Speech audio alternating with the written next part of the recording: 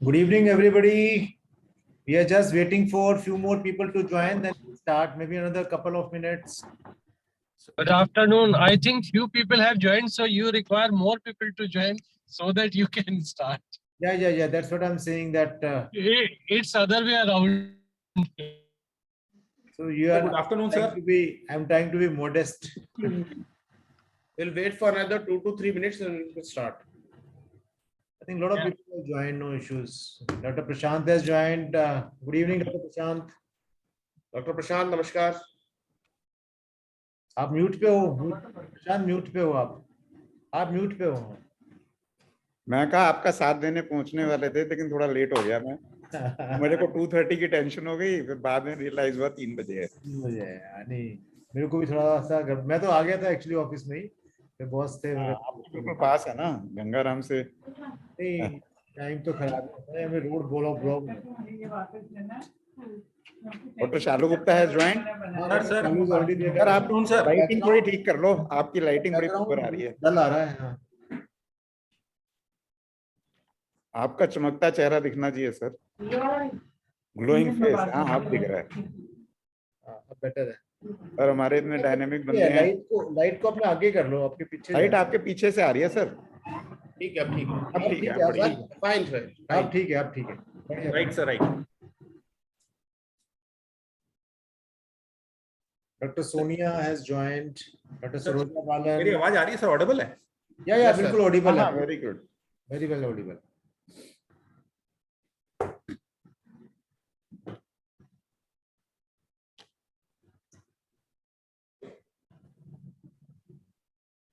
वैसे ये अच्छा हुआ हमारी मंथली मीटिंग का दिन नेशनल सीपीआर डे पे ही आया है.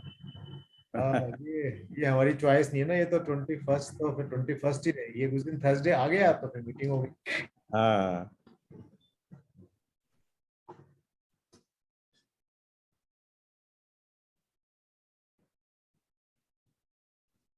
Ten people have joined. 11.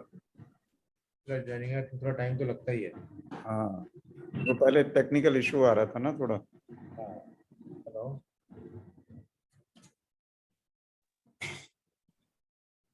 हाँ जी. नहीं रॉन्ग नंबर.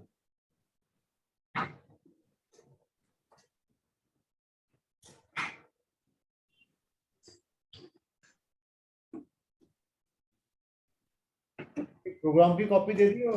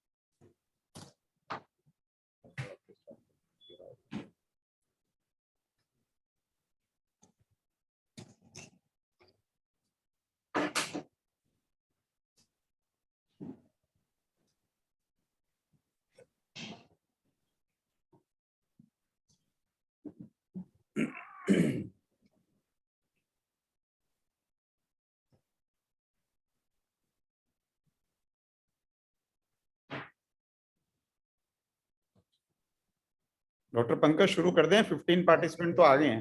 हाँ जी, स्टार्ट कर दो. 17 हो गए अब तो. हाँ बिल्कुल. Good evening and namaskar everybody. I am Dr. Pankaj Garg, Secretary of IAP Delhi, and with me is Dr. Mukesh Verma. So we welcome you on this event today, which is the Delhi IAP monthly meeting for the month of July 2022. And it is very heartening to say that today also is a National CPR Day. As you know that November month of every year is celebrated as the CPR month, and everybody is expected to conduct activities during that month. Slogan for the month of November is each one can save a life.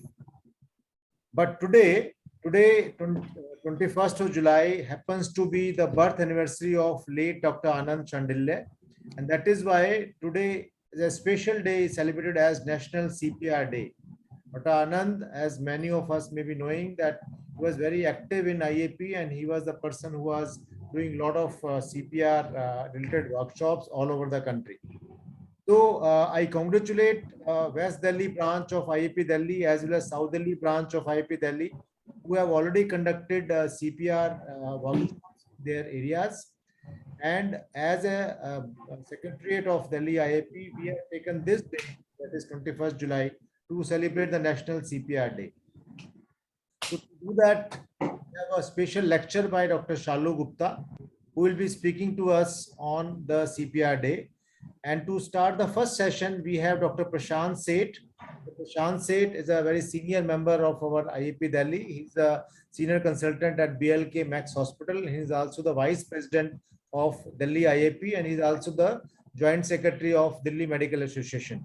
So he's a very powerful but a very polite person. So I request Dr. Prashant Seth to introduce Dr. Shalu Gupta and to start the proceeding. Over to Dr. Prashant Seth, please. Thank you, Dr. Pankaj, for your kind introduction. And as you said, today is a great day, the National CPR Day, being the birthday of Dr. Anand Chandilya, who was dedicated to this cause of CPR. And he was past national convener of IAP BLS ALS program. And this week, from Sunday, we started having CPR activities in all the zones, and Delhi IAP is doing its bit to spread this message of CPR, which is basically a humanitarian effort. And it is not only for doctors or medical students or nursing staff, even for the layman public. And I saw that one of our colleagues did it in a mobile van also, and the Dr. Maninder Dhaliwal. And that was great work. I think we should all take such innovative approaches as well. And even traffic police and different general layman population who is interested in knowing this. There have been incidents of a traffic constable saving the life of a person who developed sudden cardiac arrest on the roadside just because he knew CPR. He had been trained in one of such workshops. So of course, today's is looking up intensive care unit there, and he is the right person for this cause. I have been attending, and we have been going to various places even outside Delhi to take this CPR initiative in this BLS mass awareness program. We are concentrating more BLS group on the mass awareness program, because it is the mass awareness which is definitely going to help this humanitarian cause. Each one can save a life. So now I would request Dr. Shalu Gupta to take this guest lecture on CPR for pediatrician in office practice. Hello. Dr. Shalu Gupta, please. Yeah, sir, am I audible? Yes, sir. And my slides are visible? Yes, sir. Yes. So thank you, sir. Thank you for those kind words of appreciation, and really thank to Delhi IAP, Dr. Deepak, Dr. Pankaj, Dr. Mukesh, and all the office bearers for you gave me a topic to speak on a very important day. Like this day happens to be, I think, the birth anniversary of Dr. Chandilya, who was a person par excellence. So let us talk something about CPR for pediatricians in office practice. And what I have done in this lecture is I have described these important things which a normal pediatrician in an office should know. And these are this I have all highlighted in 10 steps of CPR. Like, so these are 10 important steps which every pediatrician who is working wherever, whether he is working in an OPD or a small hospital or a nursing home, he should keep in mind these 10 simple steps while looking for basic life support. So just to start with, CPR is basically an emergency life-saving procedure. Whenever the heart stops, and we are dealing with victims who are suffering from life-threatening illnesses or injuries. And this is an important thing till you receive or till you get a full medical care. So this is basically a bridging kind of therapy, which we all must master to do until and unless a full medical care or an advanced teams come. And who can provide this? I think anybody who is trained medical person, including anybody working in emergencies, technician, paramedics, and any qualified bystander can provide this cardiopulmonary resuscitation, because if this is done in time, you can save life. So the first step of all pediatricians who are working wherever they are is to identify the arrest state. And what do we mean by arrest? I'll be highlighting subsequently, but basically what leads to arrest is a physiological kind of derangement, which can occur with derangement in circulation, like shock kind of states, or a respiratory, like respiratory insufficiency leading to respiratory failure, or primarily it could be connected to CNS, which can be because of any underlying infections, injuries, toxins, anything can cause CNS. So a combination or an isolation of any of these three can lead to a physiological derangement and finally culminate into arrest. And this is basically the end point of what is the final entity, whether it's a respiratory or a circulatory or cardiac, anything when subsequently got delayed will finally lead into cardiopulmonary failure and arrest. So what basically is that we need to identify this early and to do resuscitation or do procedures so that this could be reversed. And if you identify this cardiac arrest early, that it carries a very good chance of recovery if the person who is standing next to that victim who has arrested start to do CPR and recognize the arrest. And this has been aptly highlighted in this pediatric chain of survival, where the first and the foremost step is prevention of arrest. And the second important step, which probably we as a pediatrician should do, is early and effective CPR to be started early. Later on, we need to activate the emergency response system and help the advanced life support team to take care and possibly a post-arrest care and finally recovery. So as a pediatrician working in a busy schedule, we need to be highlighting this important step, which is early and effective CPR. So the first step for us is to identify cardiac arrest. And what do we mean by cardiac arrest is that if any child, whether he or she suddenly becomes unconscious and unresponsive, he or she stops breathing or is having a gasping respiration with ineffective breaths and do not have a pulse. So if anybody fulfills all these three criteria, he identifies has to be a cardiac arrest. And also, if I'll tell you how we count pulses later on. So any child who has a pulse below even 60 with signs of poor perfusion and unresponsiveness or ineffective or not breathing is again labeled as cardiac arrest. So we identify important thing, that is the cardiac arrest over here. And after we have identified the cardiac arrest, the next important steps is what are the various steps. So first is identification of cardiac arrest and activation of the emergency response system, followed by provision of cardiopulmonary resuscitation by certain steps, which I'll be highlighting later on, and subsequently use of AED or automated external defibrillator. So make it simple, we have divided pediatrics age group into infant guidelines, which are basically less than 1 year, and a child guidelines, which are more than 1 year till the age of puberty. So this is the normal sequence which we follow, that is airway, breathing, circulation, and defibrillation. This was an initial concept which was started by the society, but later on we have shifted to CAB, and CAB stands for C part, like we take circulation first, airway, and then breathing. And we also keep in mind that this is on a background that most of the arrests in children are primarily asphyxial in nature. So we have kept a special emphasis on ventilation as well. Therefore, we usually follow a CAB sequence just to make it simplify, so that more victims who suffer sudden cardiac arrest can at least receive bystander CPR. So we are not denying the fact that in children we require ventilation, but we also do not want that CPR should be delayed. That's why we have used a consistent recommendations to start with C part first. So if we talk about CPR, we have checked for unresponsiveness. We have checked whether he's not breathing or gasping. And the important step over here is to activate the emergency response system. And therefore, the most important step again at this point of time is to call for help. And this is very important for us pediatricians because we alone would probably not be able to continue doing CPR for a very long time.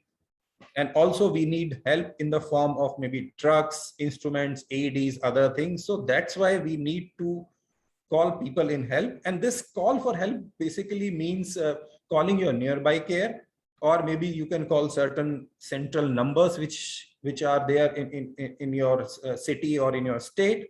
Or maybe if you're working in a hospital, you can call for code blue, which is a standard format for activating emergency response system.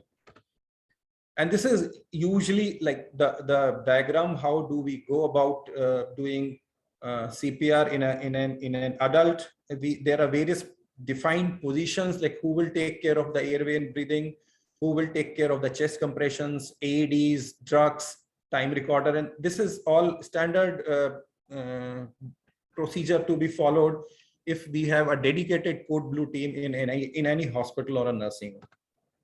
So the fourth point after we have called for help is to check for pulse and breathing. And normally we look for brachial pulses in infant and carotid or femoral in an adult. So any child who has inadequate breathing but has a pulse more than 60, in that case, he would probably not require the CPR. He would probably only require rescue breaths at the rate of about 12 to 20 per minute. On the other hand, if the child is having all those signs of poor perfusion and the heart rate is less than 60, or there is no heart rate and there is no breathing and he's only gasping, then we go ahead and start chest compression, which forms the most important pillar of doing the CPR. So when we are palpating a pulse, it is sometimes not very easy because the pulse can be feeble, or you might not be able to palpate it consistently. So don't waste time in palpating pulse. If you think that you are not able to palpate the pulse, consider that there is no pulse. Don't waste for more than 10 seconds and start your resuscitation immediately. So this is the first step. We start with the chest compressions, and the point usually is the internipple line, and the point just below that we keep our wrist and we start compressing the chest. What is basically important to know is what are the components of this high quality CPR. And what do we mean by high quality CPR is that we need to understand certain characteristics of this CPR. How should we do it and at what rate? So we have to push the chest at the rate of about 100 to 120 per minute, and to push at a sufficient force so as to depress the chest to about 1/3 of an AP diameter. After that, we should allow complete recoil. We should minimize interruptions of chest compressions and avoid excessive ventilation. The basic emphasis why we have put on high quality CPR is that is because of the fact that because of this, we are generating an artificial cardiac output, and we are perfusing our important major organs by generating, by compressing the heart between the sternum and the backbone. So if there's an incomplete recoil during CPR, probably you would not be able to generate a good output, and therefore your perfusion to most of the important end organs would suffer and they would go further damage.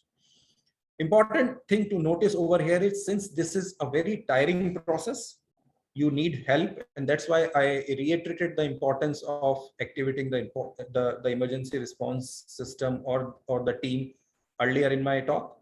And also you should try to rotate after every 2 minutes. If we talk about chest compression in a child, the usually depth of compression is approximately 1/3 of your anterior posterior diameter. That would be somewhere approximately 5 centimeters. You can use any of your heel. If you can use both heels or you can use one of the heel, that is immaterial. The important thing is that you should compress at the required depth. Do not try to compress over xiphoid or ribs, because if you try to do that, you probably are going to do injury to the underlying organs, and your purpose of generating an artificial cardiac output, which you basically want, would be defeated.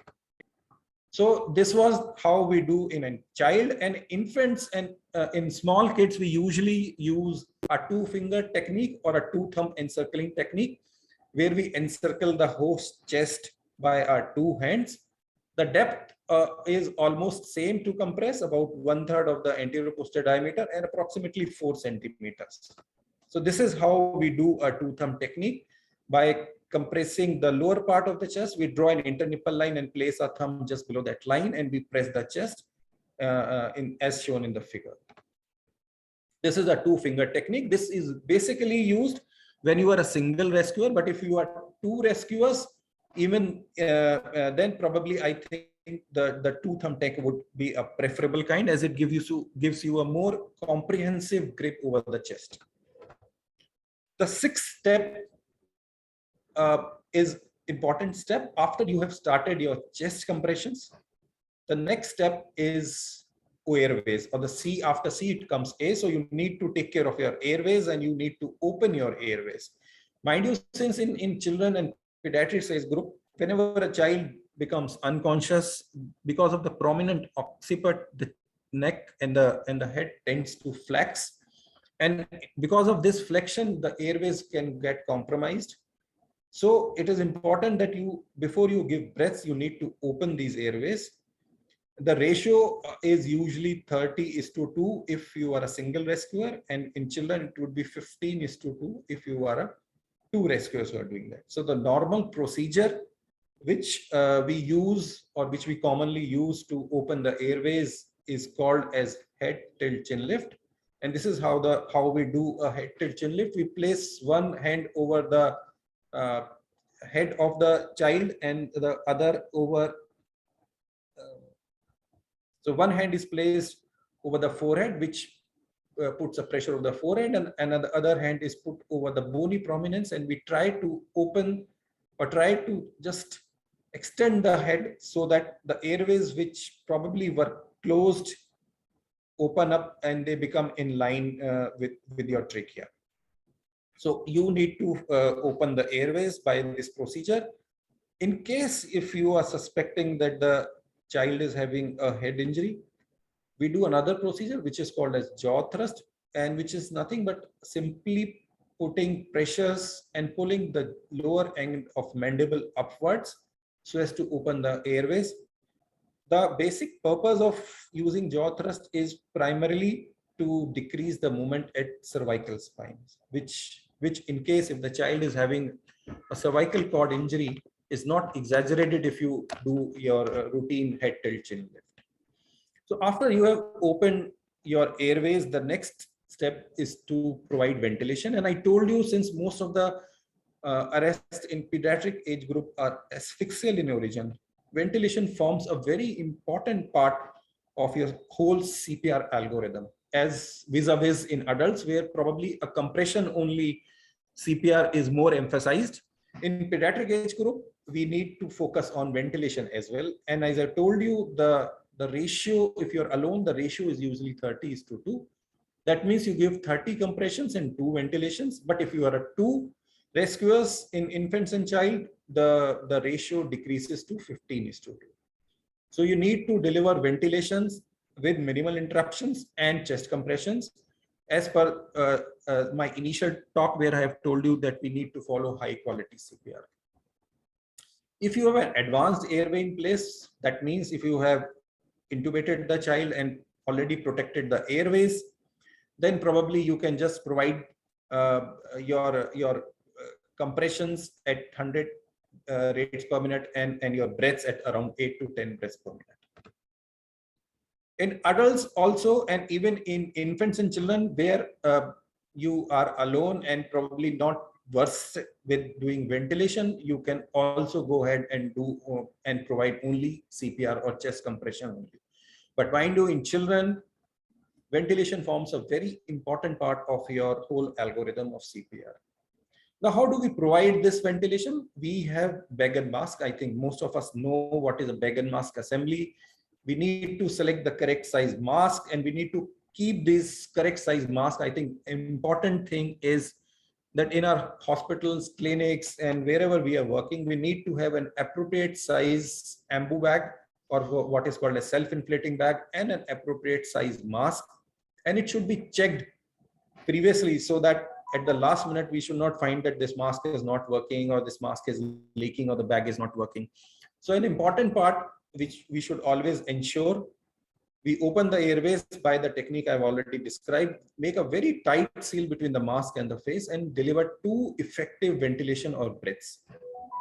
And always assess how effective is your ventilation. And this can be very simply assessed by looking at an adequate chest rise. So this is how you would do both simultaneously chest compressions by doing a 2-thumb technique. And one person or other rescuer is taking care of the airways and providing a bag and mask ventilation. If you don't have a mask, you can use simply any other cloth material, handkerchief, gauze piece. And also now available are these kind of one-way mask, wall of mask assemblies. You can always carry it in your pocket and wherever by the team, and if it required, you can directly blow into this mask valve assembly and provide the breaths. So how do we open the airways and provide both ventilations and ensure that you have a proper seal? This is we commonly do by a technique which we call as EC clamp technique. Nothing very great about this technique.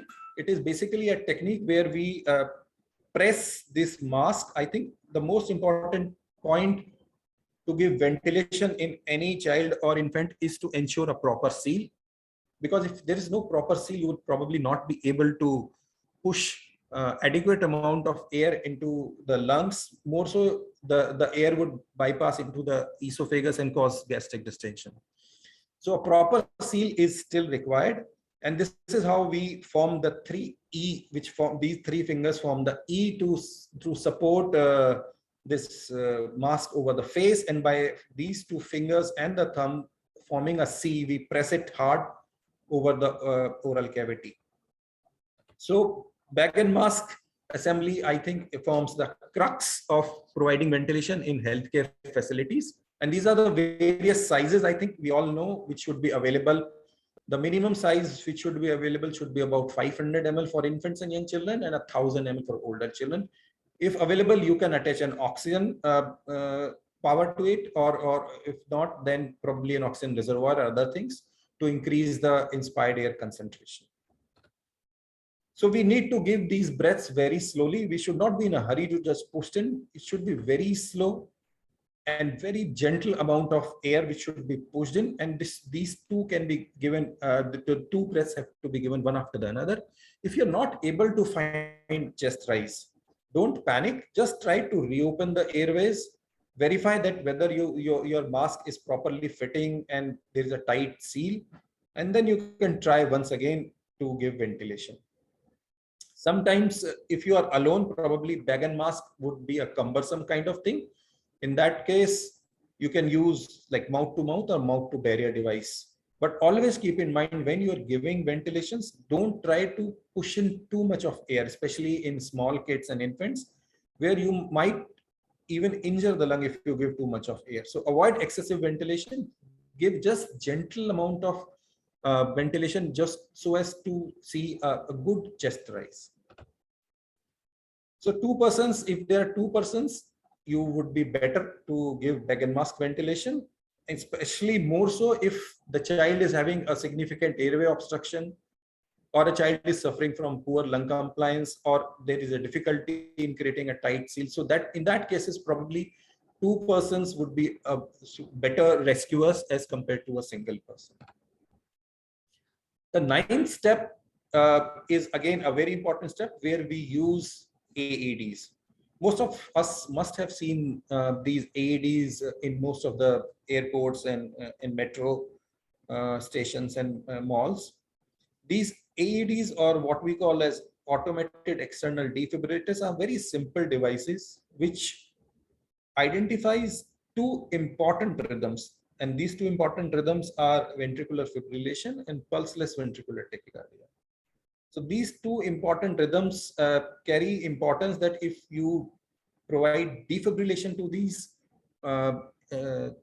rhythms, you have a chance of recovering the normal sinus rhythm if you provide it timely. So if you find any child who is unresponsive and not breathing and no pulse, apart from your routine CPR, just try to look at the rhythm of that child, what kind of rhythm this child, the heart is generating. For children's, we have pads, different pads. For adults also we have pads, and we can use any kind of pads if we don't have child pads, as long as they do not touch each other. And we can use manual defibrillator as well, which is usually present in most of the healthcare facilities. And if not, we can simply use AED, which is an automated external defibrillator with a dose of about 2 joules to 4 joules. And this is what on the right is an AED, which is very easy to use. I think everybody working in the healthcare facility should be conversant how to use this AED, and it's a very simple thing. It's a small machine like this, which has 3 things. There is a top port is the green button where you on this machine. Subsequently, it will analyze the rhythm and will ask you whether this child requires shock or not. These are the 2 pads where you have to place these pads so that the heart is enclosed between these 2 pads. And once the machine identifies this rhythm, it will charge automatically, and it will ask you to press this yellow button to deliver shock. So very simple machine. And this is the rhythm, the lower rhythm, which is VF, which this machine is programmed to identify and charge itself. This is another rhythm, which is a ventricular tachycardic rhythm. Special, like we need to have special situations under mind, especially if the child is having a hairy chest or an implanted defibrillator or pacemaker, or there are certain transdermal medication patches. I think in these conditions, you need to be a little bit careful while using AED, but there is no contraindication to the use of AED. You can use AED in all conditions. Just keep in mind these few important conditions where you need to be extra cautious. So this is in brief an algorithm of how do you go about doing CPR. You first have to look for like scene safety, followed by just important thing is to look for responsiveness. If you're not finding responsiveness, you need to call for help. Activate your emergency response system, look for breathing and pulse. And if you find that he is not breathing and pulse, and if you have witnessed this collapse, continue you start your CPR, keeping in mind 30:2 and 15:2, depending how many rescuers you are. And use your AED as early as possible. If it's a shockable rhythm, please go ahead and give shock and continue your CPR. The important thing to note over here is once you have given shock, don't waste your time looking for pulses or look for his breathing or try to check for pupillary response. Please don't wait to and waste your time to do all this. After you have delivered shock, immediately start your cardiopulmonary resuscitation, which you were giving earlier. And if there is no shock required, don't waste your important time in disconnecting the machine. Immediately start your CPR. The same algorithm, if you are a 2, I think it's almost the same. The ratio over here becomes 15:2 rather than 30:2. Otherwise, the steps almost remain the same. If you find that the child is not having breathing but have pulse, then you need to provide rescue breaths, I told you earlier, which are provided at the rate of about 12 to 20 per minute.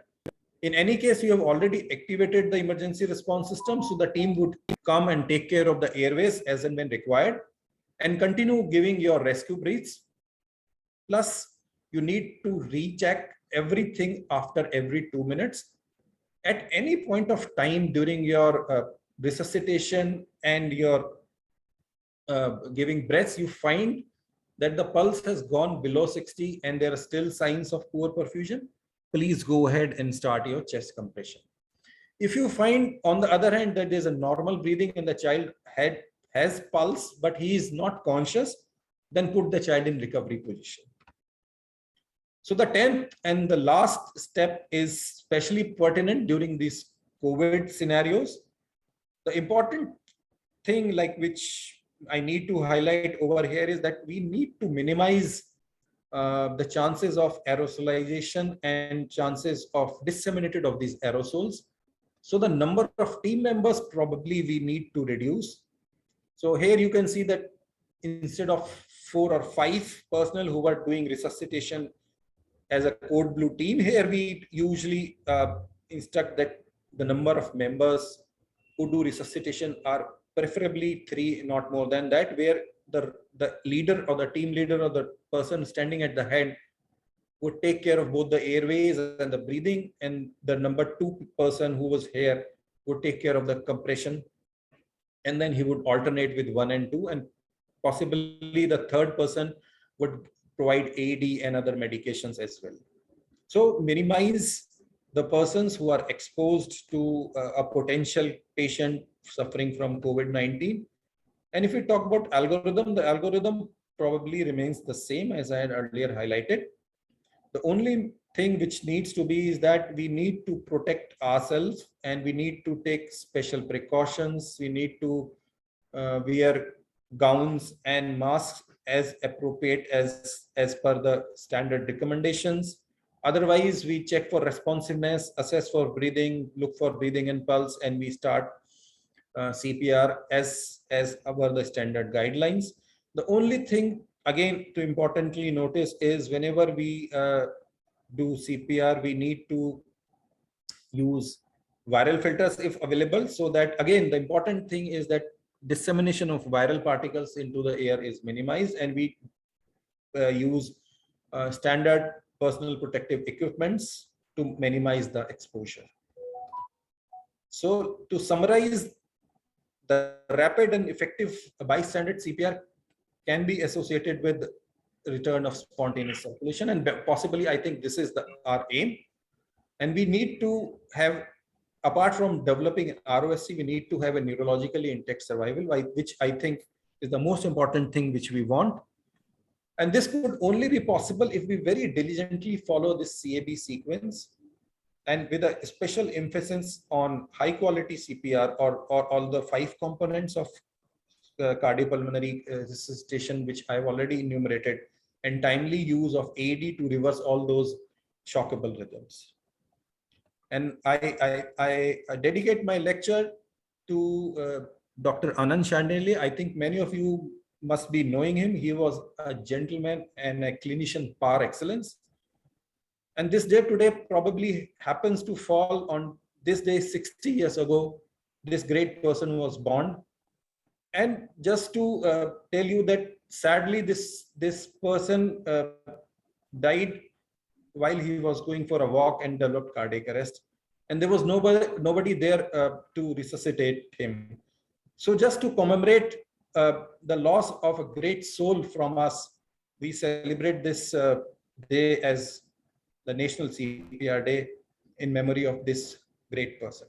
Thank you very much for your patient listening. Thank you, Dr. Shalu, for an excellent talk on this CPR in office practice. This is important for all of us pediatricians, and because we can encounter this problem anywhere in our office practice, in emergency situations, in casualties.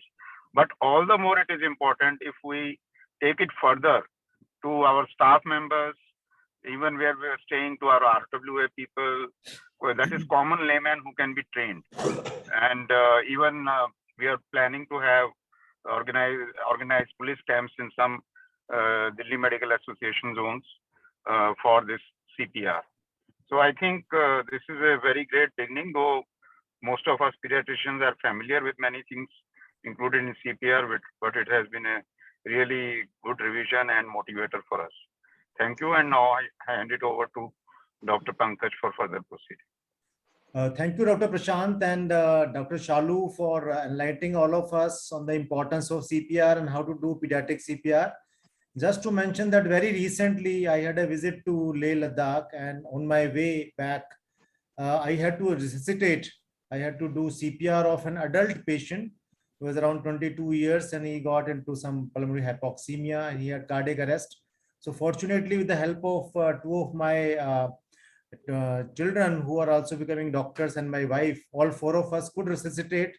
After 1.5 hours, he was shifted to by an ambulance to the nearby military hospital. And later on, when I tried to contact, I came to know that he was all right. He could be survived. So it's that CPR may be required at any point of time, whether you are at home, you are at office, or you're on the roads, you are traveling, whether you are on vacation or you're not. Being a doctor always remains a doctor. So that is little bit contribution from my side. So with this, we come to the second part, and that is a case presentation session. And for that, I invite Dr. Mukesh Verma, a senior pediatrician of Delhi, and also the Joint Secretary Treasurer of Delhi IAP to start the second session. Over to Dr. Mukesh Verma, please. Good afternoon, everyone. And we have our weekly academic series of IAP Delhi, and every Thursday. And today, we already have celebrated the National CPR Day with the excellent talk presented by Dr. Shalu Gupta. Now we have our case presentation series. And for the first case, I would invite the respective chairpersons. Dr. Arvind Bagga. Dr. Arvind Bagga needs no introduction. He is Professor and Head Department of Pediatrics, All India Institute of Medical Sciences. And another chair is Dr. Saroja Balan. Dr. Saroja Balan is Senior Consultant Neonatologist at Indraprastha Apollo Hospital. And I welcome Dr. Arvind Bagga and Dr. Saroja Balan. And I would request the chairpersons to introduce the topic and the speaker of today. Over to Dr. Arvind Bagga and Dr. Saroja. Thank you, Dr. Verma, for the opportunity and to present an interesting patient, a small infant who had a complicated course and who was a diagnostic dilemma. So Dr. Shefali and her team will be presenting the patient, and I won't take too much time, and we'll go over to Dr. Shefali. Shefali, could you begin? Thank you, sir. Good afternoon. Thank you very much, sir. Good afternoon, everyone. We will be presenting the case as sir has mentioned, a very interesting neonate. We keep talking about acute flaccid paralysis and we keep reporting acute flaccid paralysis, but this was a diagnostic dilemma of a neonate who had come to us with acute flaccid paralysis. Dr. Sheoni, who has just completed her DM, will be presenting the case, and it will be discussed by Dr. Prashant Chore, my faculty colleague with me. Dr. Sheoni, please. Sheoni, full screen kariye beta.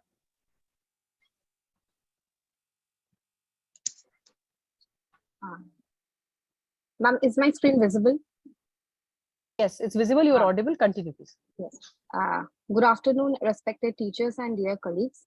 Myself, Dr. Shani Roychaudhary. I am DM Pediatric Neurology Trainee, from Department of Pediatrics, AIIMS, New Delhi. So today I would be presenting an interesting case of a newborn who with acute flaccid paralysis.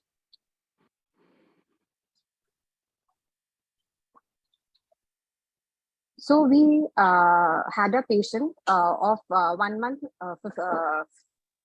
5 days old, who presented with the complaints of paucity of lower limb movement since day 15 of life, which gradually progressed over the next 10 days to complete loss of any spontaneous movements in the lower limbs.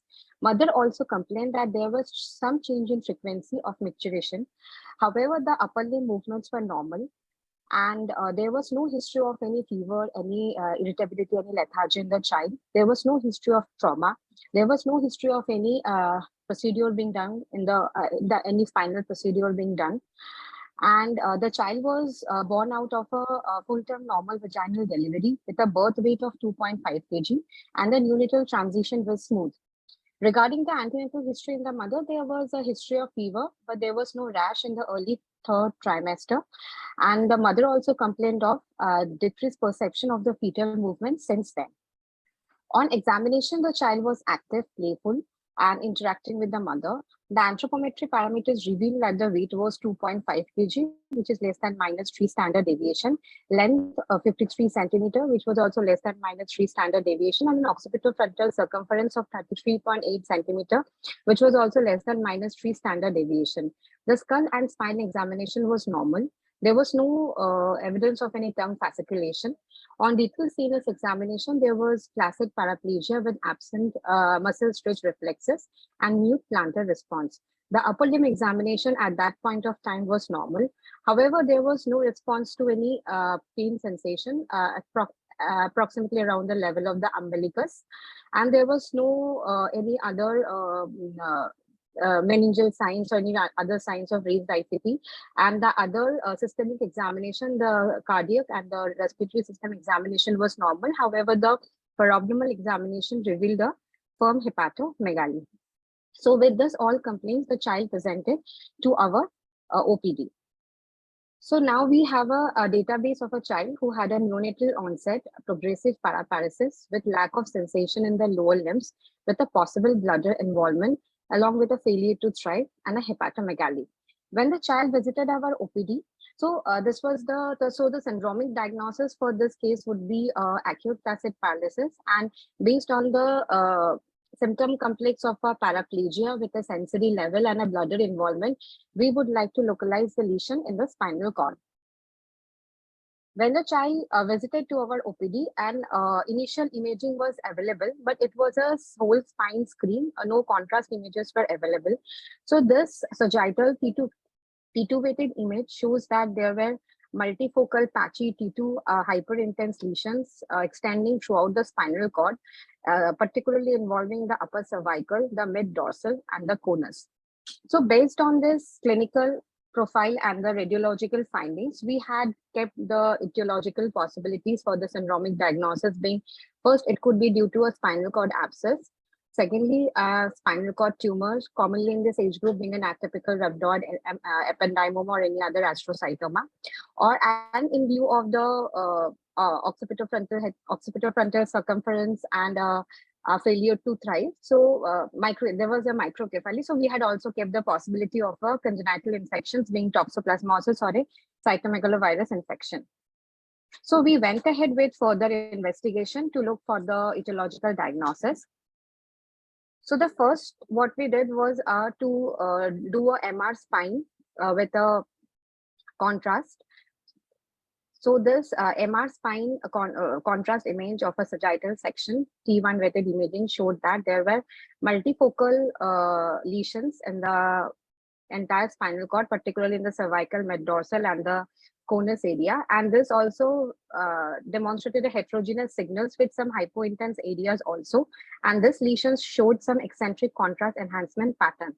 So this was suggestive of a multifocal hemorrhagic and myelitis and involving the entire cord. Since the child also had microcephaly, we did a simultaneous brain screening, which revealed that this axial T2-weighted imaging showed that there was evidence of ventricular megaly. There was hypointense lesions in the basal ganglia, which could be either a calcification or a hemorrhage. And there were also diffuse white matter signal changes, which was predominant in the periventricular areas. A simple fundoscopic examination performed at the same time also revealed that there was bilateral active chorioretinitis. So now, based on this further imaging and this fundoscopy findings, so the possibility of a congenital infection could be toxoplasmosis or a CMV was upfront. So we plan to admit the child and do some few more investigations for establishing the diagnosis. However, 4 days after the illness, the child also developed, the 4 days after at the time of admission, and 4 days since the nadir of the acute tacit paralysis, the child also developed episodes of focal motor tonic seizure. The child was also lethargic, irritable, and on examination, the weakness which was there only in the lower limbs has now ascended to the upper limbs. The child also developed hypopnea and subsequently required mechanical ventilation. So after stabilizing the child, we also went ahead with further investigations to confirm our diagnosis. So we did a lumbar puncture study, which showed that the protein was significantly raised with an absolute value of 660 milligram, and the sugar was low. When with a 10 cells of 50% being lymphocytes, the culture was derived. We also at the same time sent the PCR for the congenital infections. The torch serology in the child showed that the IgG titers were significantly elevated with a low IgG avidity, and the IgM was also positive. The mother was also positive for Toxoplasma IgG, but she was asymptomatic. We also did a CT scan to better characterize the basal ganglia lesions, which were evident on MRI, suggestive of could be a bleed or a hemorrhage. So the non-contrast CT showed that there was calcifications in the basal ganglia, particularly involving the ependyma of the basal ganglia.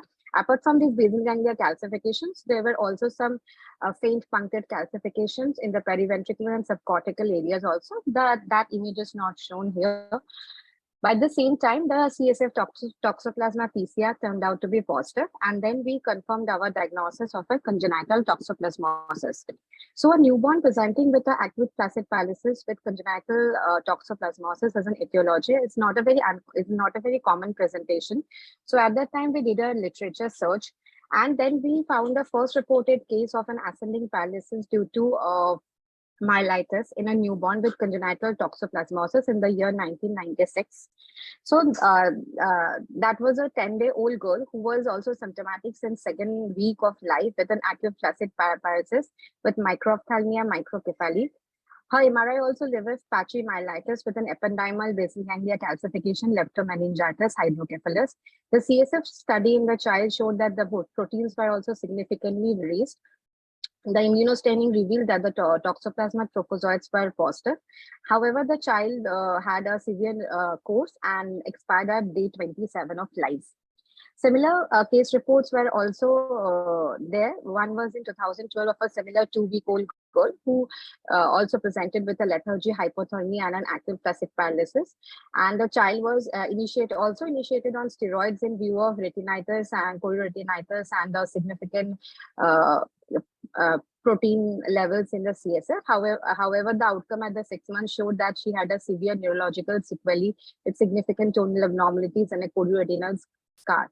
So the latest case report was in 2020, where a 4-week-old girl also presented with a similar history.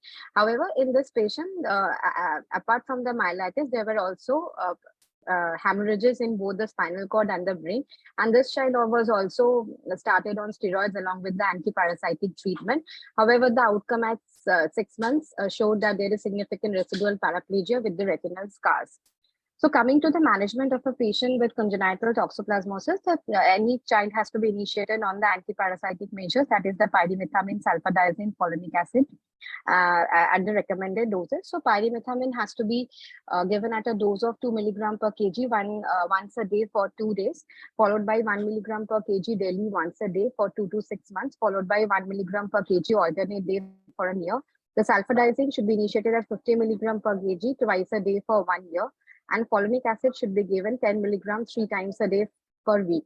The steroid has to be initiated in patients who have evidence of active retinitis or there is a significantly raised CSF protein. However, the dose and duration of steroids is not clear in the literature.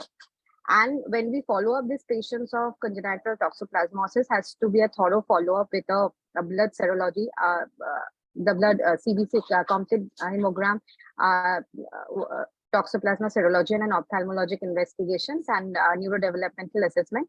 So the the complete hemogram has to be performed 1 to 2 times per week, while the child is on daily pyrimethamine 1 to 2 times per month while he's on alternate day pyrimethamine. And the toxoplasma serology, IgG and IgM has to be repeated every 3 months until 18 months of age. The ophthalmologic evaluation has to be performed every 3 months until 18 months of age. And neurodevelopmental assessment should be done every 3 to 6 months till 18 months of age. And the best way to prevent toxoplasmosis is to prevent the acute infection during the pregnancy. So coming to our index case, so the child was also started on antiparasitic medications, pyrimethamine, sulfadiazine, and folinic acid at recommended doses.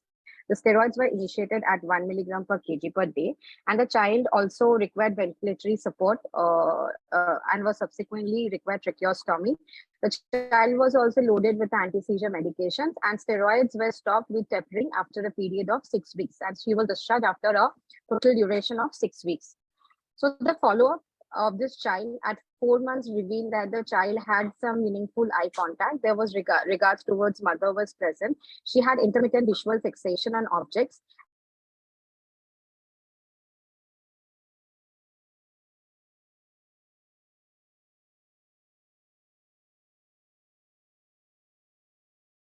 You are on mute, Sajoni. Please, please unmute yourself. Yeah, now it's all right. Please go ahead. Please go ahead. Okay, sir. Sir, am I audible now? Now you're audible. Please go ahead. So, sir, I shall start with this slide. This one. Yeah, this just now. Yeah, it is okay. You can start straight away. Okay.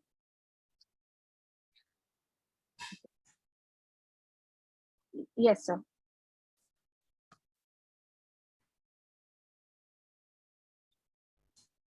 Yeah, please start.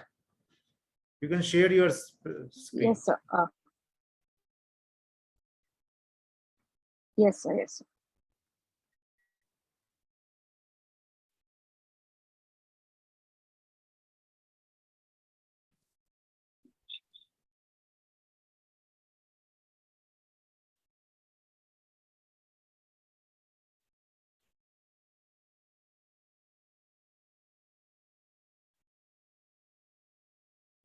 Your screen is not visible yet.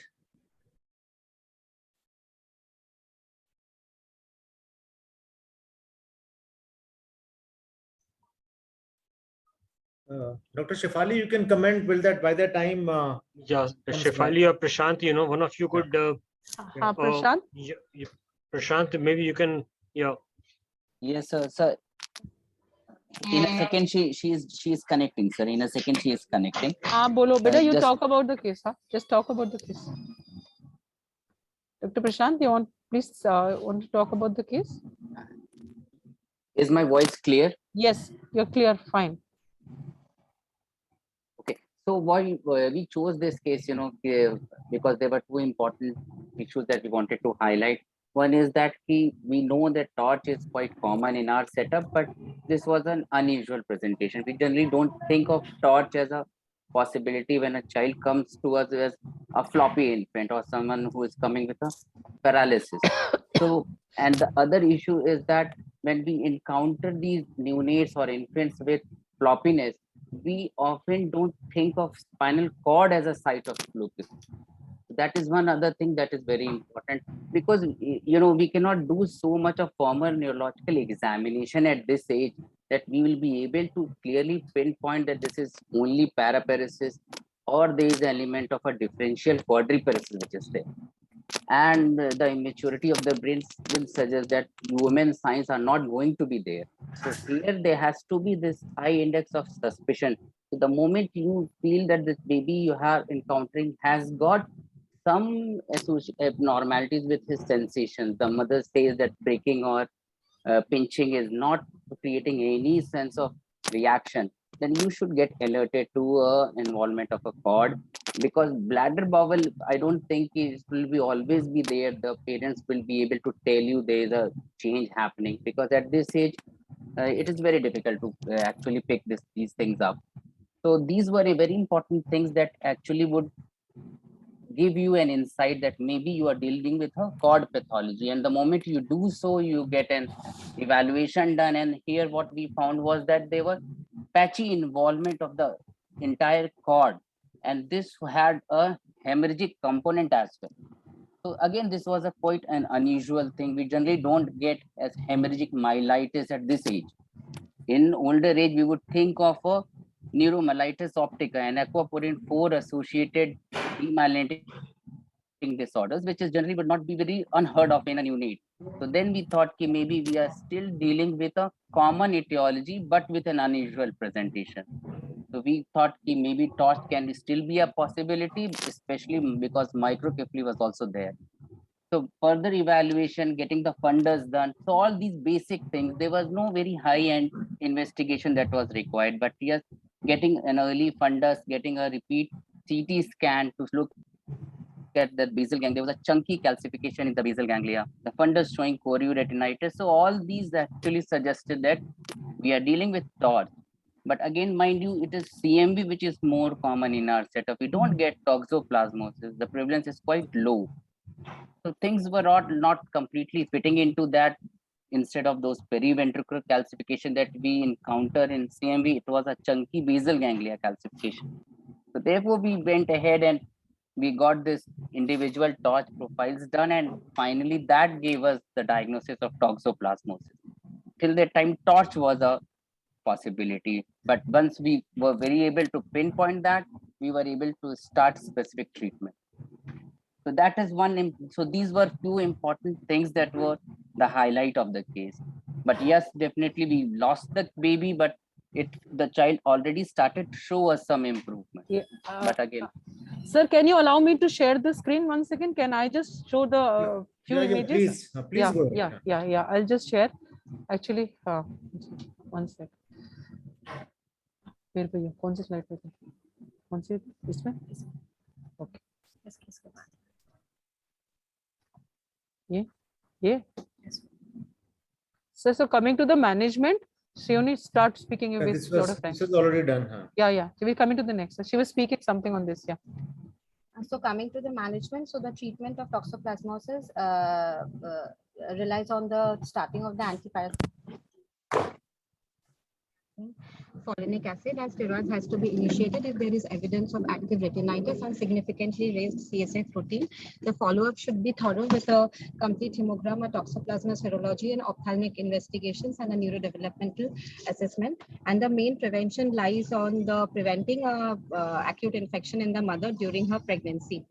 And coming to our index case, the child was also initiated on pyrimethamine sulfadiazine and folinic acid at the recommended doses, and steroids was also initiated in view of active retinitis and bilateral and significantly raised CSF protein. However, the child required ventilatory support and was subsequently tracheostomized. The anti-seizure medications were also initiated, and however, the steroids were stopped with a final with tapering after a period of 6 weeks.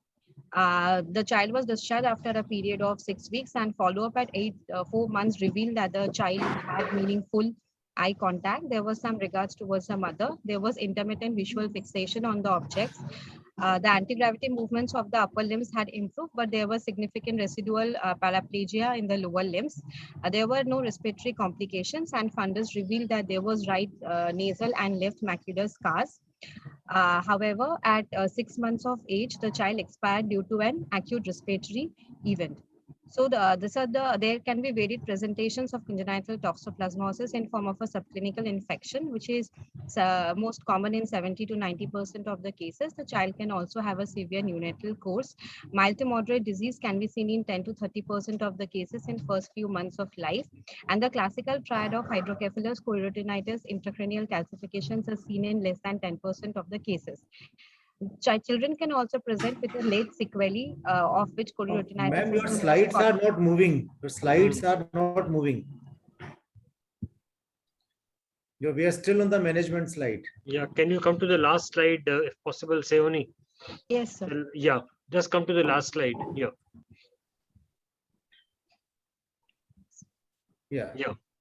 That's all right.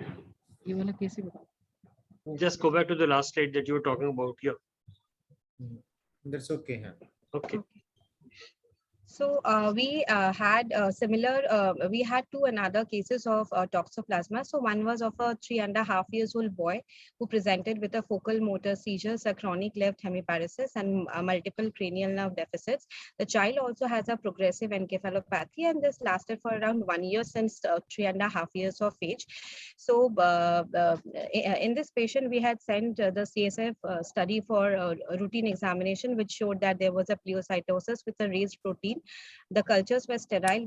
All the workup for bacterial, fungal, atypical pathogens, parasites were negative. So the child had a stormy course and succumbed after an hospital stay of 1.5 months. And post-mortem brain biopsy revealed that there was toxoplasma trophozoites from the brain biopsy. So that this was another presentation of a toxoplasma where it was mainly a necrotizing encephalitis. And there was another child. We had another infant who was referred from our ophthalmology colleagues in view of an intraocular lesion. However, the child did not have any other neurological manifestations. We did a MRI brain with contrast, which revealed that there were, along with the intraocular lesions, there were multiple ring-enhancing lesions scattered throughout the parenchyma, with special preference to the basal ganglia and the cortex. So in this child also, it was suggestive of a CSF toxoplasmosis, and the CSF study also proved the same. Is the last slide visible of take-home message? Yeah, no, it is coming through the slide sorter, not on the main. Yeah, now it is visible. Yeah. So the take-home message from this case would be that hemorrhagic myelitis in a neonate is an unusual manifestation of congenital toxoplasmosis. Timely diagnosis and prompt therapy are prudent for a successful outcome. Steroids should be strongly considered with significantly raised CSF protein levels or whenever active chorioretinitis threatens vision. This case highlights the importance of considering congenital toxoplasmosis in the differential diagnosis of acute flaccid paralysis in infants and in neonates and young infants. Thank you. Thank you, Sohini. Thank you, Shefali. If there are any questions from anybody, we're happy to answer. I think you can stop sharing your slides so that we can see the people. Yeah. Any comments? Dr. Saroja, will you like to have some comments? I was just curious to know whether it was the mother or was it the doctors who discovered about the no pain sensation below the umbilicus, and how, if it was a mother, how did she manage to do that?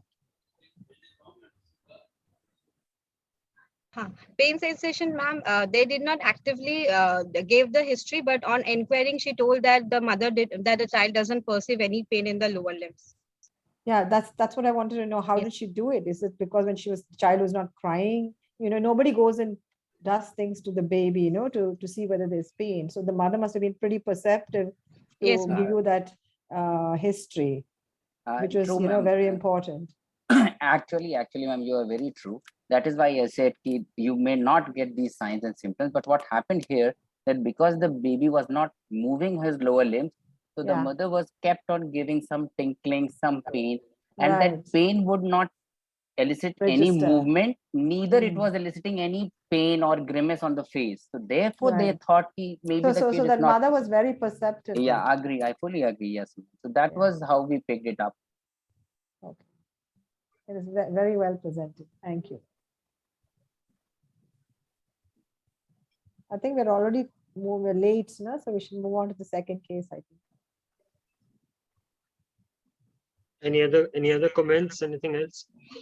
I just want to say that it's very, very rare to have neonatal or 1 month, 5 days to be very early for newborn presentation.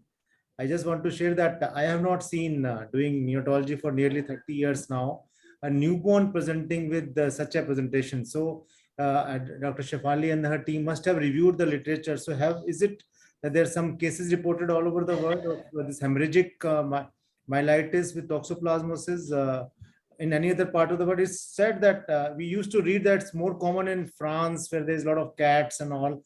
Is it that it has been reported anywhere else in the world?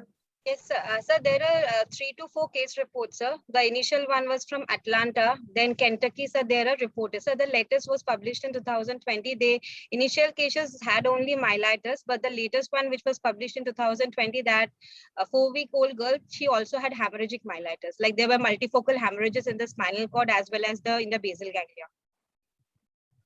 Thank you so much. And thank you, Dr. Arvind Bagga, Dr. Saroja Balan, Dr. Shefali, Dr. Prashant, and of course, Seoni Roy Chaudhary for this excellent presentation. I'm sure it will benefit all of us.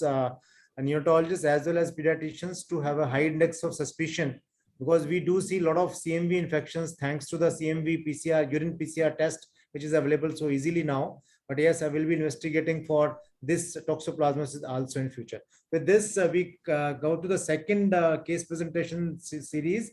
And for that, Batra Hospital is going to present, and I have the pleasure of inviting Dr. Nomita Gupta. Dr. Nomita Gupta is a very senior member of our IAP Delhi.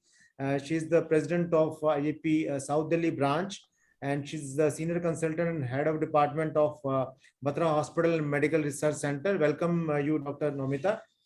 Also, I request Dr. Shweta Gogia to chair this session. Dr. Shweta Gogia is a colleague of mine at Sir Gangaram Hospital. She's a consultant in ENT department. So I thought that maybe we need somebody from ENT also to chair this session. So with this, I request Dr. Nomita to present, to introduce the presenters and the topic. Dr. Nomita, please. And today we have an unusual and interesting presentation of hoarseness of voice in a 9-month-old child. Now, I'll pass it on to our resident, Dr. Anjali and Dr. Sonia, who will make the presentations. Over to Anjali, please. Yes, ma'am.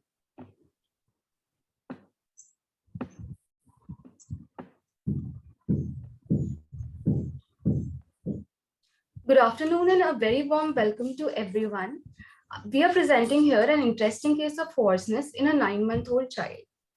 So we had a 2-year-old female child hailing from Punjab who presented to a pediatric OPD with complaint of hoarseness since 9 months of age. The parents noticed the child to be having a low-pitched cry since 9 months of age, which started even before bisyllable speech appeared. And the hoarseness increased by the time the child was 2 years old and developed speech.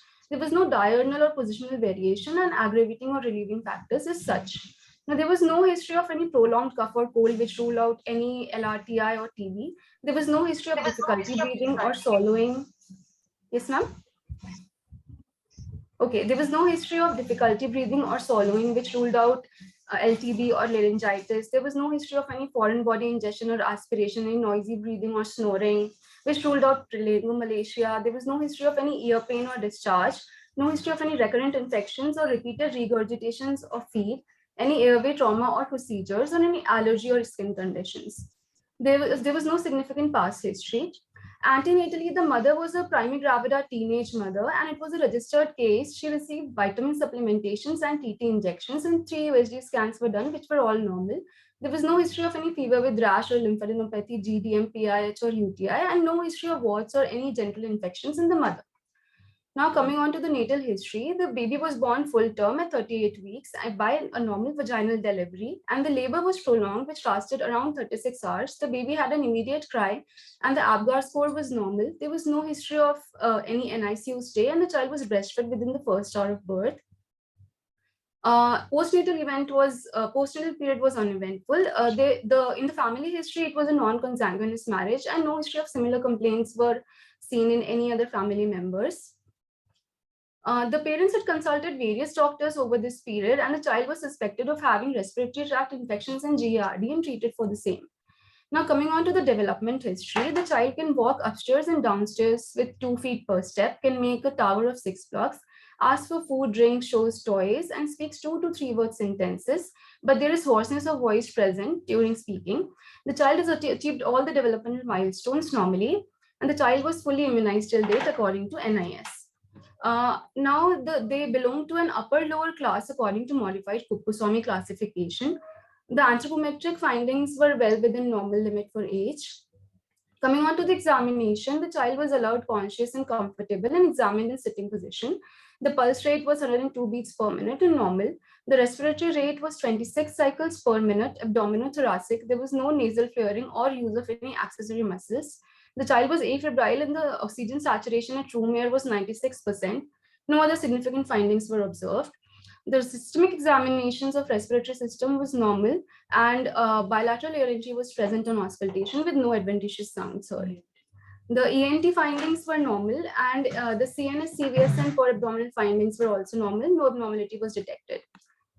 A 2-year-old girl born out of non-consanguineous marriage, first by birth order, full-term NVD belonging to upper-lower class, presented with hoarseness of voice since 9 months of age, which was progressively increasing. So a provisional diagnosis of glottic or upper airway lesion was made. In the initial workup, CBC, VBG, and X-ray tests were done, which were all normal. Serum TSH was also done, which was normal on 2 occasions. We also did direct laryngoscopy with ENT consultation, in which multiple bulky soft tissue nodules were found just above vocal cords arising out of laryngeal mucosa. They were pink polypoidal with smooth surfaces confined to the laryngeal structures. In the CT scan of neck and chest, focal airway narrowing was noted, with nodule-like lesions arising out of mucosa of larynx protruding in the lumen near the vocal cords. Rest of the respiratory tree was grossly normal. So the parents were explained about the modalities of management, and a flexible fiber optic laryngoscopic laser excision was successfully performed, and the specimen was sent for histopathological examination. The post-op period was uneventful. In the histopathological examination, exophytic finger-like projections of stratified squamous epithelium were seen with connective tissue stroma showing abnormal keratinization and basal cell hyperplasia.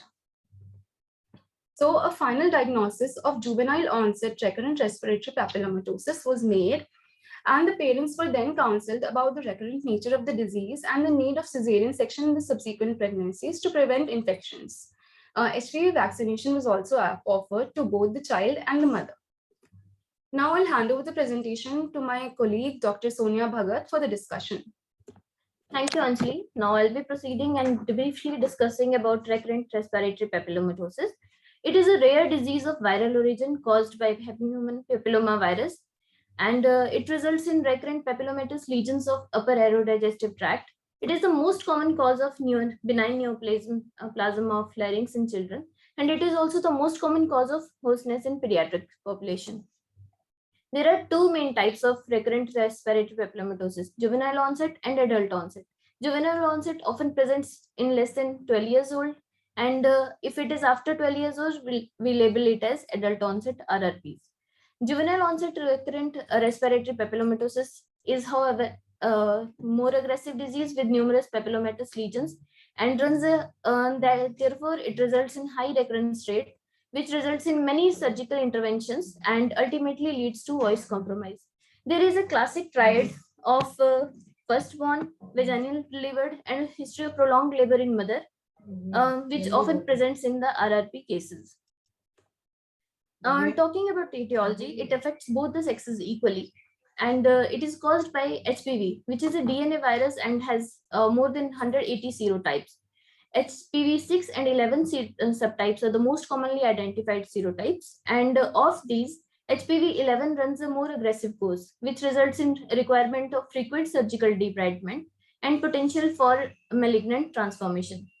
In cases of children, the juvenile onset RRPs, the mode of transmission is primarily the vertical transmission, as the mother's genital tract acts as a reservoir for HPV. We have seen that HPV has an affinity for the epithelial surfaces of respiratory tract. The HPV virus has a predilection for the stratified epithelium.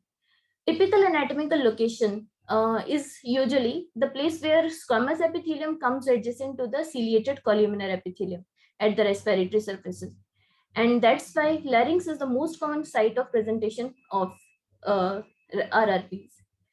HPV, what does it do? It activates the HPV epidermal growth factor pathway, receptor pathway, and inactivates the tumor suppressor protein. And this thing leads to cellular proliferation and defective epithelial differentiation.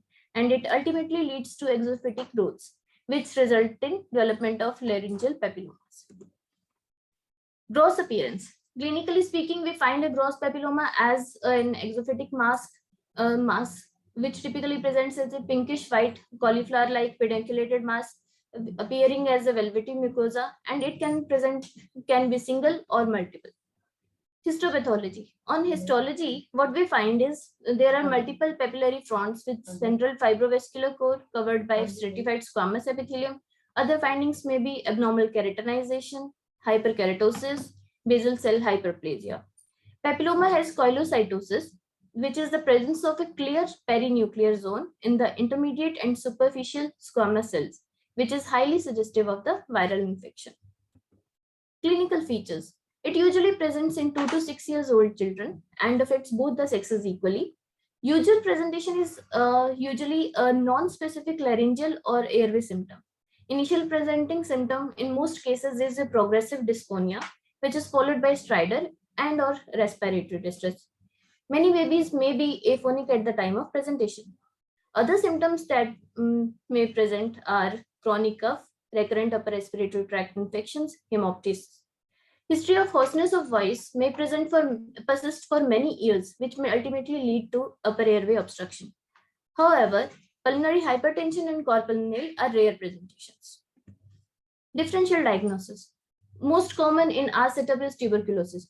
So, other differentials include bronchial asthma, laryngotracheobronchitis, laryngitis, chronic bronchitis, vocal nodules, foreign body aspiration, laryngomalacia. Coming on to the diagnosis, how do we arrive at the diagnosis? Provisional diagnosis is made on the basis of history, physical examination, and imaging findings. As in our case, Dr. Anjali has already described that we arrived at a provisional diagnosis of clotic or upper airway lesion. And as the child presented at 2 years of age, first by birth order, born by NVD, with hoarseness of voice, which was gradually progressive. Final diagnosis is, however, made on the basis of histopathological analysis of the biopsy specimen. X-ray and CT scan, X-ray chest and CT scan are the additional investigations that can be done, and these are usually done to rule out the pulmonary involvement. Disease course. Disease course is, however, unpredictable. Most of the patients go into remission. In some cases, the disease persists. Patients may have recurrences after many years of remission. However, there are no markers to predict this thing. Around 50% of patients require more than 10 procedures to control the disease. And around 7% of the patients require more than 100 operations in a lifetime to control the disease. The recurrences and the persisting nature of the disease with dysphonia affects the quality of life. Presence of atypical mitosis and mitosis beyond basal cell layer of epithelium, maternal history of condyloma acuminata, HPV type 11. These are actually associated with the disease aggressiveness. Now coming on to management. There is no specific cure of RRPs. Our goal is basically to eradicate the symptomatic lesions, maintain airway patency, improve vocal quality, prevent disease spread, and prevent the secondary complications. The surgery can remove the watery lesions, but HPV genome remains in the normal appearing tissue, and this is the reason why we have so many recurrences in the RRP patients. Management options available with us include surgical management, adjuvant therapies, prevention, and speech therapy. The surgical management, multiple modalities are available with us. It may be laser, microdebrider, cold instruments, or tracheostomy, and the choice of modality is basically surgeon dependent. Adjuvant therapies include antivirals like cidofovir, acyclovir, ribavirin, interferons, recombinant monoclonal antibody like bevacizumab. Avastin is the brand name, which is FDA approved in 2004 for the treatment of RRPs. Phosphodiesterase type 1 inhibitors are available. Other adjuvant therapies include HPV vaccines, enzyme inducers like indole 3-carbinols, and retinoids.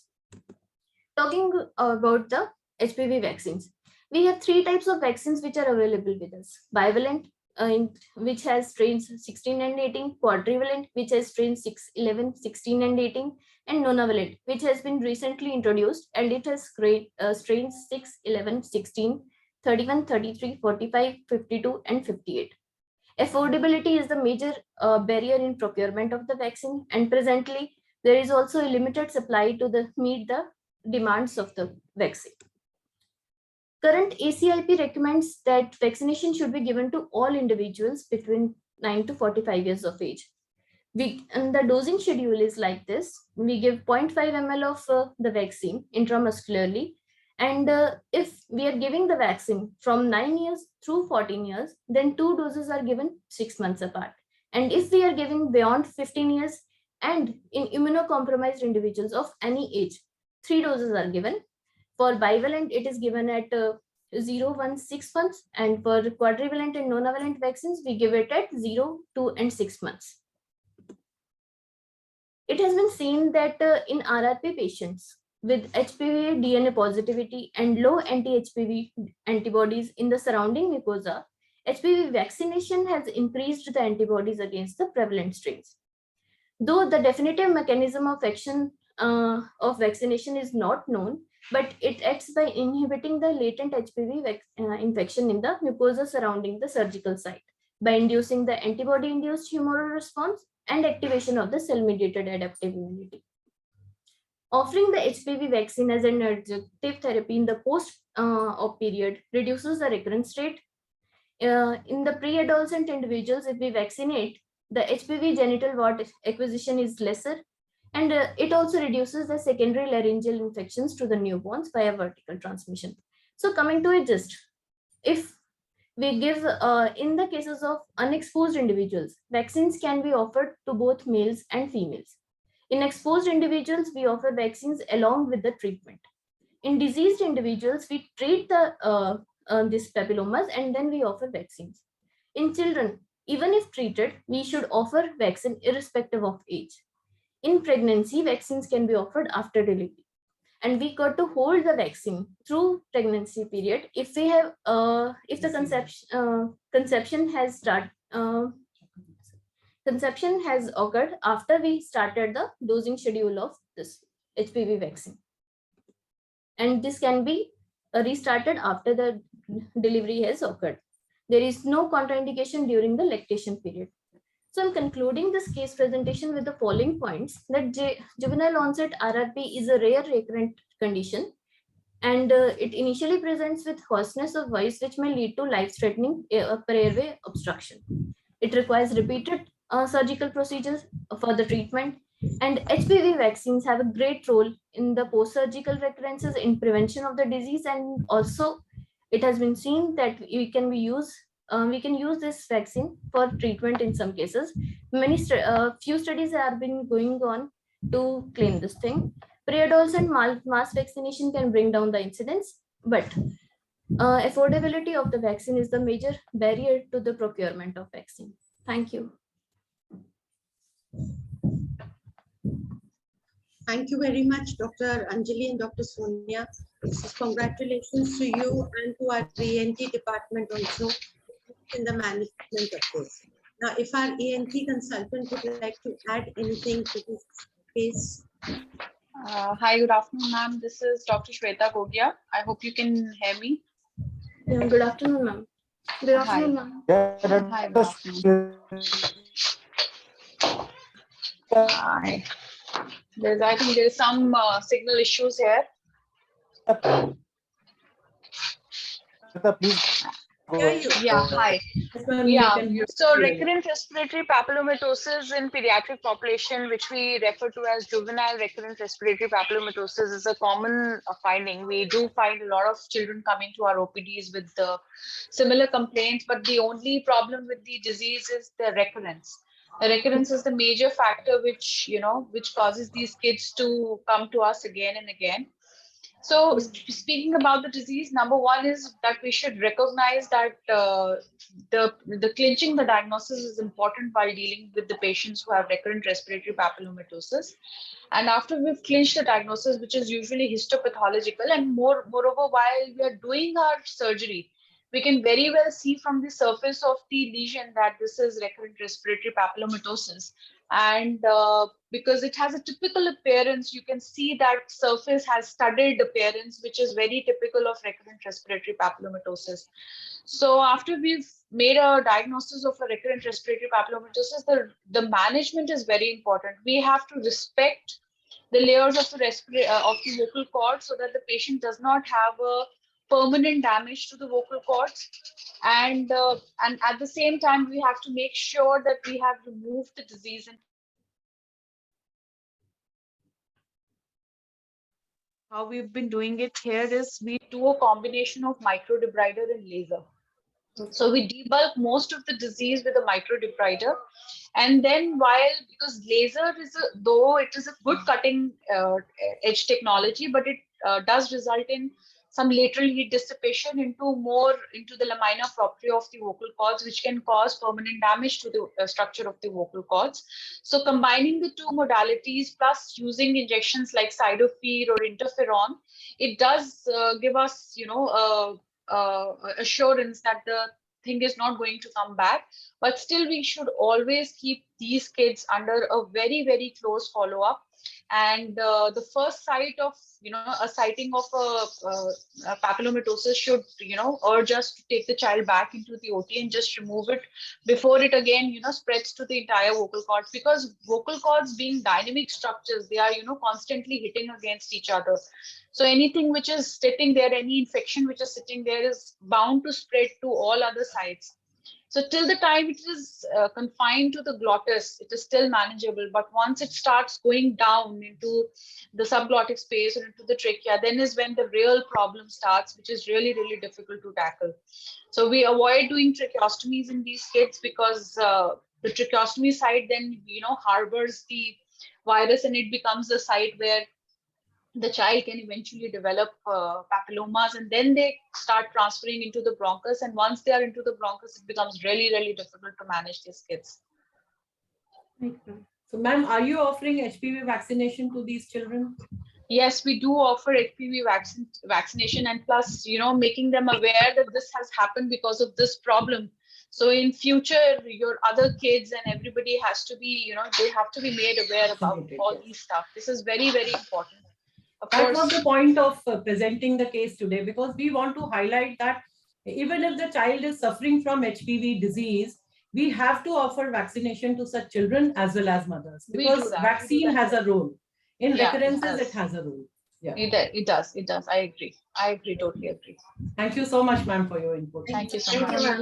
Thank you so much. Now, if there are any other questions, anyone would like, or any other comments? There are three different HPV vaccines are available. One is 2-valent, one is 4-valent, and one is 9-valent.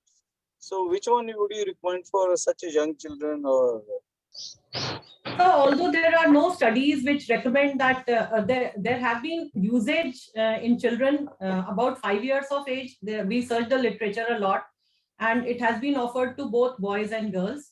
And I think the recommendations are also coming from the vaccine committee that it should be given to boys also. But as far as 9-valent, 4-valent controversy is concerned, a vaccine should be offered. Because basically 11, 16, these are more important, and it should be offered. It does not matter whether it is 9-valent or 4-valent. So a 4-valent vaccine should be, at least minimum of 4-valent vaccine should be offered. It should be done to see the vaccine which has the 6th strain and the 11th strain. I think that is in all the 3. Those strains are available in all the 3. Any other questions or comments, please? If not, I'd like to hand over to Dr. Pankaj. I just want to say, Dr. Nomita, just one moment. We are saying that this vaccine beyond 9 years of age in our country. Yeah. So if it is a younger child, then what? So we are offering, as an adjuvant therapy, we are offering vaccine to such children because it prevents recurrences. I think I read somewhere that in some literature that very recently the recommendation for age, for a lesser age will also be coming. Okay. Yes, sir. But for these special cases, you can offer. Right. So if there's no other questions, thank you so much, Dr. Nomita. Thank you so much, Dr. Pita, for this excellent session by Batra Hospital. And at the end, I thank all the presenters for today's meeting and a very, very lively discussion which happened starting from CPR day to a newborn with acute flaccid paralysis, toxoplasmosis, and then a very difficult case of recurrent papillomatosis by Batra Hospital. It's also my duty to mention to you that in the coming 2 weeks, we are having the first week, that is 25th to 31st of July, is being celebrated as ORS Day and Week. So I request all of you to celebrate or to do functions at your own institutions regarding the importance of ORS. As far as IAP Delhi is concerned, we are distributing banners, and if required, we can distribute ORS packets to any of the hospitals who makes a request to IAP Delhi. So please send us your request so that we can supply you banner and other things if required. Also, as a part of IAP Delhi, we are doing awareness program in Lakshmi Bai College,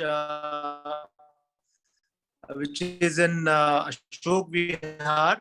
It's a girls' college. So 7th of July, which is a Wednesday, from 10 to 1 p.m. So those of you who are interested, please join us in Lakshmi Bai College on 27 July between 10 a.m. to 1 p.m.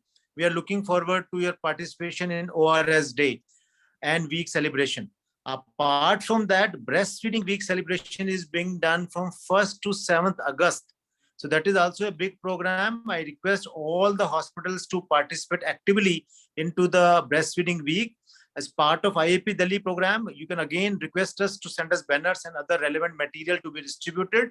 We also doing in Rajdhani Hospital College, Rajdhani College, Raza Garden, we are doing on 1st of August awareness program in which we are inviting students of Rajdhani College, it's a co-ed college, students to make posters on breastfeeding advantages. So we are going to distribute prizes to the best entries, and then a session lecture by one of our senior faculty, Dr. Anurag Agarwal, on that day. So I request all of you to drop in on 27 July at Lakshmi Bai College, Ashok Vihar, and 1st August in Rajdhani College, Raza Garden. We will be more than happy, and we will be helping the society at large in sending awareness about prevention of diarrhea by ORS, prevention of dehydration by ORS, and breastfeeding. With these words, I thank you again, all of you, and bye-bye. We'll see you next time, next meeting. Bye-bye. Bye.